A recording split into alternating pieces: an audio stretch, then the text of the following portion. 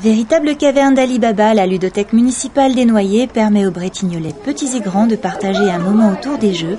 Visite guidée. Voilà, moi c'est la première fois que je viens à la ludothèque de Bretigny. J'avais envie de découvrir un petit peu ce que c'était vraiment la ludothèque. Et on est venu à 2, mais on se retrouve souvent à 3, à 4. Il y a beaucoup d'échanges entre les enfants. Moi je range tout. Voilà, c'est bien, ça leur apprend à sortir, à ranger. Puis ça leur permet de voir des enfants de leur âge. Dans l'ensemble, je suis assez contente. Moi, dans mon cas, c'est vrai que ça permet de faire autre chose que de rester à la maison et de faire toujours les mêmes jeux. Oh, je connais ça aussi. Pour poser des carrés, il faut que tu les achètes avec les cristaux qui sont là. On attend. 5 ans que je suis adhérente à la ludothèque. Je viens pour faire des jeux de société, retrouver mes amis. On participe aux soirées jeux. Dans la dernière soirée casino Las Vegas sur Orge, qui était vendredi soir, on a passé une excellente soirée aux tables blackjack, roulette et craps que la ludothèque avait organisé. Et puis on apprend sans cesse de nouveaux jeux. Il y a des animateurs qui viennent et qui nous expliquent de nouveaux jeux.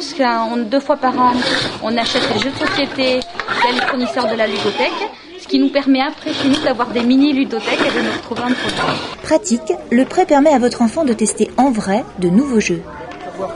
L'univers des jeux est assez mal connu par la plupart des gens, puisque en fait, quand on va dans un rayon de supermarché, on n'a plus de personnes qui nous orientent comme c'était le petit détaillant de jouets. Nous avons un moyen professionnel, une classification qui s'appelle ESAR, qui nous permet en fait de mieux classer nos jeux, de mieux choisir nos jeux et de mieux les proposer au public. ESAR, c'est E pour exercice, S pour symbolique, A comme assemblage et R comme règle. On se trouve ici dans la salle des moins de 3 ans, où on fait beaucoup de jeux d'exercice, comme celui-ci. Ce sont des jeux où on va s'exercer à faire des mouvements. Un petit enfant de moins de 3 ans qui se rend compte qu'il a un pouvoir sur les choses va pouvoir déjà conforter ce pouvoir, s'épanouir, approfondir sa confiance en lui, et petit à petit on va aller vers les jeux d'assemblage, et cette classification va nous permettre de structurer un petit peu notre mental, notre façon d'évoluer sur les choses. De nombreuses animations sont organisées, des soirées-jeux, des activités ludiques à thème, telle l'animation Playmobil en février. Donc les jeux symboliques sont des jeux où on fait semblant de... Alors ça peut aller de la robe de princesse, les déguisements, où la petite fille va se mettre à la place d'une princesse, le garçon lui va se mettre à la place de Spider-Man. Là, à travers ces petites figurines, on va retranscrire ce qu'on a vu du monde, ce qu'on a compris du monde, et on l'éprouve. Ça permet aux enfants d'éprouver des choses qu'ils n'ont pas forcément comprises, mais ils les éprouvent à leur façon, et c'est super important pour leur construction personnelle.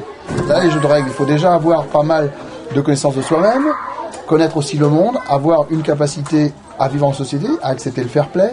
Les jeux de coopération sont des jeux où tout le monde va gagner, où tout le monde va perdre autour du plateau de jeu. Stratégie, audace et fair play avec le poker.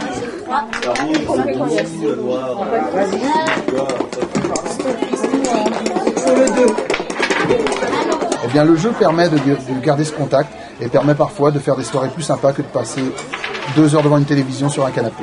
Voilà, venez à la ludothèque.